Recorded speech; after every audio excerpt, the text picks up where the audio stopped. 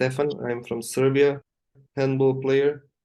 You and me, we crossed paths in capital of Portugal, in Lisbon, and yeah, we worked. We are like-minded. I believe we had great conversations, and you were a big part of my recovery. 3 surgeries I had in the span of 2 years, 3 big surgeries that back in the 90s or late 90s, they were career-ending injuries, so there was a lot of a lot of pressure around me, a lot of pressure I put on myself.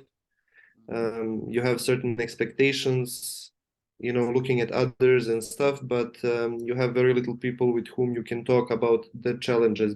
Yeah, we crossed paths then. You helped me tremendously. You know it. We spoke about everything. I still think we are great friends, and it all started there. Before you came to Benfica, because when I met you, but you've had a lot of experience in high level handball. So how did handball started? Like, why handball? I know you've had a unique path because you left home quite early, for example. So tell us a little bit about it. I come from a small city in the central southern Serbia. I always felt I had bigger interests and I could do something better, and I wanted to see outside. I wanted to see the world. I wanted to see, I was very, very interested in English. Had, let's say, a luck that I was born left-handed and that somehow I discovered handball and very quickly got noticed by the national coach, who then selected me for the national team by the time I was 14. In the end, it was very difficult for my mother to let me go, since me being growing up only with her, without my dad being around and stuff. So we were very connected and very, very close, and it was very hard for her. But I think she saw and she understood that if she doesn't do this for me, that it's going to be very, very, very rough. So yeah, from there, a lot of doors opened up. It's a very, very, very famous team. From there, playing good for the national team, developing myself good, it came that I go to Hamburg. Okay. Among many different and other things, I decided to go to Hamburg, and at the age of 18, just turning 18 and going there, it had a lot of good things, but also a lot of disadvantages, I would say. Like what? When the team, when the team is very, very experienced with a lot of very good players, with a very expensive team that is always fighting on every front. Coming as an 18-year-old, nobody really has the time to explain to you or to teach you or to introduce you to the system or to give you minutes to play. So that year for me was very frustrating, being in a great team, developing myself, feeling that I am developing well, but not playing.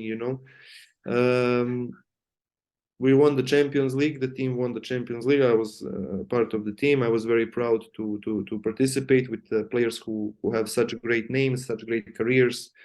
I also feel like I did a lot of work to help them, to help us reach that goal. So then later came, after that, I went to Macedonia.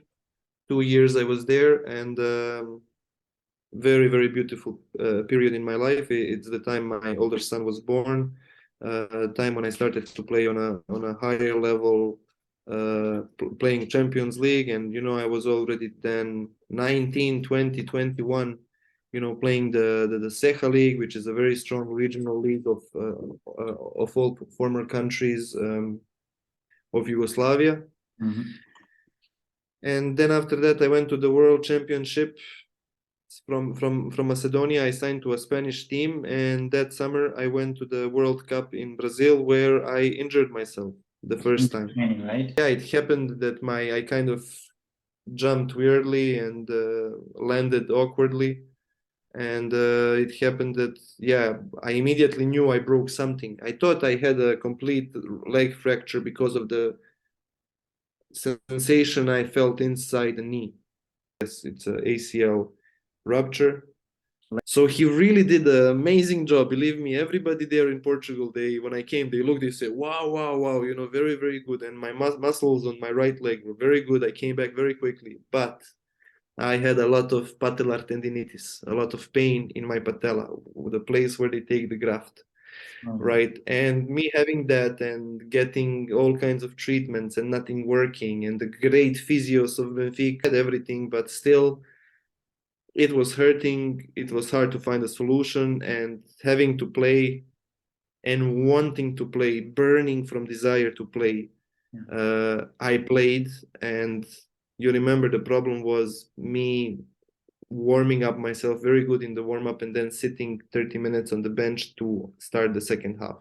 It was very hard for me, this dynamic, because then I would need another 10 minutes for all of my engines to start running, and everything. And yeah, it happened so that against Porto, kind of consciously or unconsciously, I started saving it and putting more weight on my left side, on my healthy side, to reduce this pain, because every time I would feel pain, my whole body kind of. So then, yeah, against Porto, I really went in because the team really needed, and I went from 0 to 100 immediately. And after 7, 8, 9 minutes on the landing, the left knee broke. I walk outside of the court, but I know, immediately the knee is pulsing, the swelling is coming.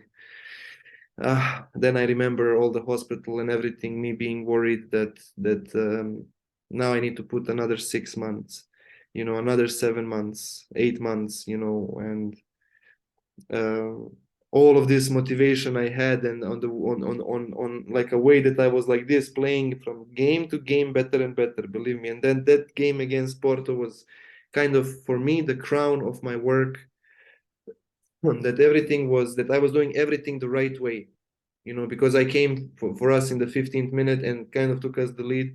And then it was like, like this again, chick, no, back to zero, work, work, work, work, work till you understand, to there. From the moment I got the surgery, I loved it. I enjoyed the process. I was even more motivated.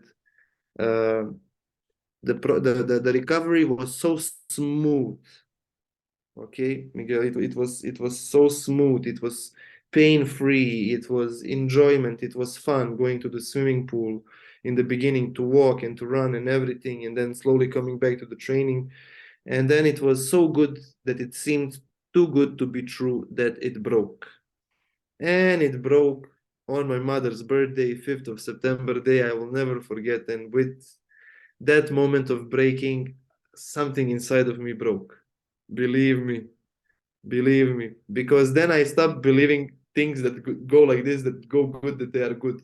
You have to always have this up and down, up and down. Then it's good. I'm waiting to wake up. Honestly, in that moment, I'm nah, nah. I did so much. I did so the something like this still happens, and then I was really, God has something against me. You are in this position where you are like, this cannot be my fault. This cannot be, you understand, like once it's a coincidence, 2 times it's a okay, it can happen, but come on, third time, you understand. And then the difficult thing was, going to the doctor, doing the MRI, and the surgeon who did my first surgery, him saying, no, no, no, this is not broken. It's not broken. It's less than 50% of a rupture. Less than 50%. Okay, what should I do? He says you should get they gave me some injections and medicine and stuff and recovery and machines and stuff, and said you should do conservative recovery. So then I felt, medial ligament, I would get one stretch, two stretch, every time in 3 months, I had like three stretchings of medial ligament that were second grade, third grade, already dangerous. That I went privately and got consultation and did another MRI and stuff. And doctors told me, radiologists confirmed, said, you don't have ligament. You do not have ligament in this knee. So yeah, then I insisted on surgery. I insisted they open me up, and they kind of threatened me. They said, if we open you up, the doctor said they didn't do the surgery. I did the surgery. I know how I built the ligament. I know it's still there. Okay. Until it came the moment that I insisted, and you know, insisted that we do something, and then it was like a threat. It sounded like a threat that if we open you, we must do a surgery, and if we open and see that the ligament is still not broken completely, it's very bad to cut it or something like that. It made it very unclear to me, but I was so certain that ligament was not there because I could feel on every jump, on every landing, I could feel my knee sliding, man. It feels like always you are on ice. My hip would start to hurt, my ankle was, also. So I remember the scene before falling asleep of anesthetic, me being awake very, very, very long, very, very long. Them smelling them burning my skin, smelling everything. No, no, I smelled the skin being burned, everything, watching on the camera what they are watching, and going in. And I will not say names, but there was the assistant doctor who was a very, very nice man. His name is Sunday. Okay, very, very nice guy. I love him to very, very much. He made that journey very nice for me to calm me down and explain me things and everything. So they went inside the knee and they saw with the camera that there is nothing there, which made me very, very angry. And at that moment, I cursed a bit at this doctor. Then they put me to sleep. So again, another 8-9 month recovery period. Yeah, yeah. And this time when we did the second time, the left knee, right, when it broke again, it was done with the patella, like the first surgery on the right knee. And I knew the recovery and everything was fine, and the recovery also wasn't that difficult. But you remember, maybe I had this clicking on the side of my knee. It would happen when my foot was in the air, when I would jump and pull my foot in the air, and like I make rotation, and then I feel somewhere in the knee like very loud, like a click and sharp pain. And this was maybe the 20th doctor I have seen in the last 6-7 months.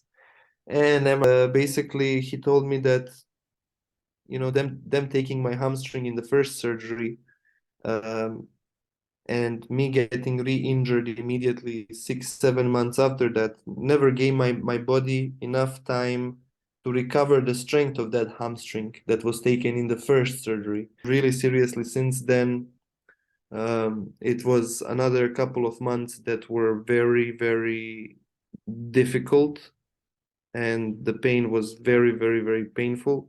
So yeah, it was very, very difficult to go over that, and it was a process of getting to know my body so well, what it likes, what it doesn't like, trying just about as any and every exercise there is for legs, for hips, for breathing, from working on self, from how to properly breathe, how to meditate, how to, there's many things you can find online about self healing and these things, and you start exploring one thing, and then you find out how good is meditation and how good is these breathing methods and these things, which I think are not spoken enough with athletes. That can be very, very useful. And me, I got curious about it reading the books about Chicago Bulls and Jordans. Yeah. Basically, a very, very, very long process of learning everything my body likes, needs from diet, from how much to sleep, when to sleep, educating yourself to know what is the basics and what your body really requires for the things you are working for, especially as an athlete, helps a lot. Before the game, dealing with tough situation, dealing with anxiety, because everybody's hand shakes when you are about to shoot a penalty. Everybody's hand. They think it's easy. You are one-on-one with the goalkeeper and the goal is big. But there is this little moment when you make one fake and two fake and you go to shoot on the third fake. There is this one little moment where you hear everybody do, and there is this silence. You understand? Everybody feels this, and knowing how to breathe, knowing how to deal with these situations, knowing how to mentally be prepared for this is something that is very, very important, especially for young athletes. But yeah, people need to explore themselves, and I think we need more people like you who are going to spread and work with athletes, and especially young athletes, help them discover these ways they can better themselves with little things, because few little things in the end make a very big difference, I think.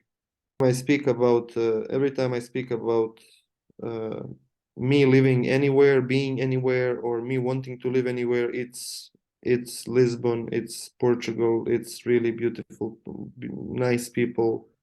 um, for me it's a paradise, then rarely when I include thinking about my handball in that Lisbon, then I say, I could have done better, but I am always self-critical. I go from myself, but then still there are days I go hard on myself. There are days where I'm good to myself, where I say you did the best you could, you really tried your best, things happen because uh, there is something greater that's going to come out of all of it. You understand? Everything has a reason in the grand scheme of universe, whatever.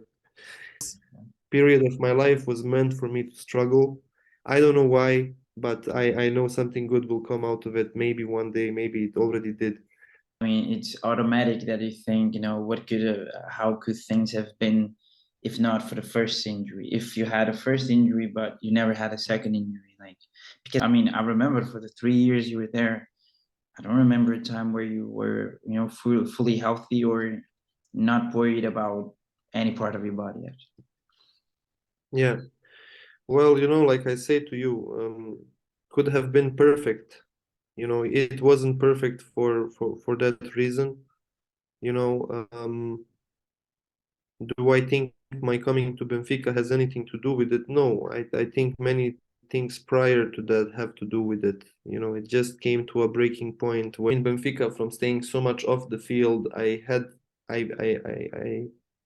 kind of created a different perspective of sport, of handball, because I would watch it a lot from the side, and it was just a little bit different than constantly training it every day, going to training every day, playing it every day, competing. Now I had like a opportunity to be outside of the box and to think outside of the box, and from that, even though I didn't play, I feel a lot of experience came from me just watching. Believe me, a lot of things that I have learned that I couldn't have learned playing, that I have learned watching and adopted them. And then when I went after that, when I went to Romania and COVID was starting, then I went to Israel. Everything was empty, no fans, no, every game felt like, so then that was a great, great, great period where you could have your mind, completely quiet, without anybody cursing at you, without anybody putting pressure or whistling or anything what anybody may feel. Now you had a moment of just hearing your teammates, hearing your coach, and hearing yourself, and thinking 2 3 steps ahead, because you had this calmness from not nobody being there. You could be more focused, which elevated, I feel, in my case, I like to look on the bright side. It elevated my game of learning how to be calm and learning how to solve difficult situations in a simple way. Parts that I don't know. But ever since you left Benfica, you thought like you left the injuries behind. You feel like you found yourself a little bit again, on while playing. Do you feel like you had to rediscover your game and you had to play differently than when you were 21, for example?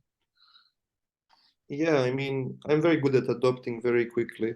Um, I'm very fast with languages, very fast with communication with people, making good relationships. I'm really, really, and I love people. I am great around people. I really enjoy it. And going to every time to new place has new challenges. One of those being meeting new people and finding the common language, and getting everything on the same page, everybody understanding what they want, because it's different when you spend with somebody a month and a half and then the season starts, and it's different spending 2 years with him and having 12, 13 months prior to the start of the new year, you understand? Yeah. So adjusting, I don't have problem. I adopt new plans when it comes to handball and tactics and stuff, because there is not many things you can make up. Everything that exists, you already know. Everybody already knows. Now it's just some little fine tuning of how some coach wants it like this and not like this, and why like this. Everybody has their own principles and stuff. When it comes to health, I feel I left it behind me, but I always carry a big responsibility on me, knowing that I have to work very hard to maintain it. And the reason why it's behind me is because I don't let it catch up on me by being way ahead with my hard work, and if I'm keeping my legs hard and stable, and by now I know so much about my legs that I don't even have to do, speaking volume wise, I don't have to do a lot. I don't even need a gym. I can do things on the floor of the house that are perfectly and exactly enough what my body needs. And Do you look to the future like with optimism? Do you dare to, because you're only 28 or you've already 29? Have you turned 29? 29 in a month, 29 in a Mhm. month All right. actually. So do you dare to feel optimistic because you still have many years ahead of you if you want? I am very optimistic. I never lack motivation. Nah? True. I am always very easy to get motivated, but I am not going to go no matter what. You understand? I'm looking to find a place or that is going to be good for me, and a good place for me to stay more than a year. Somewhere where I'm going to be 2, 3 years and have stability. And being able to work myself into being a core part of some team.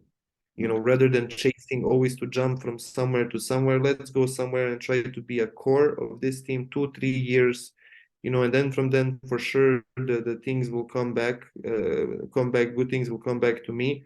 And also on the upside, I get to have some stability, to organize my life easier, to know exactly when I'm able to see my sons, when I'm going to spend my time in Serbia, when I'm going to travel, when I'm going to have time for friends and everything. Of course, when I think could it have been better? Yes, it could have been better. I could have been in a much bigger place than I am right now. But I also don't think that I won't be in the place where I imagined I will be by the time I'm 32. So, I still think 2 years, 1 year, 2 years can change a lot of things, a lot of things. And I think I still have a lot to offer. Even me being so much injured before, I still don't feel I am overused, you Okay. know?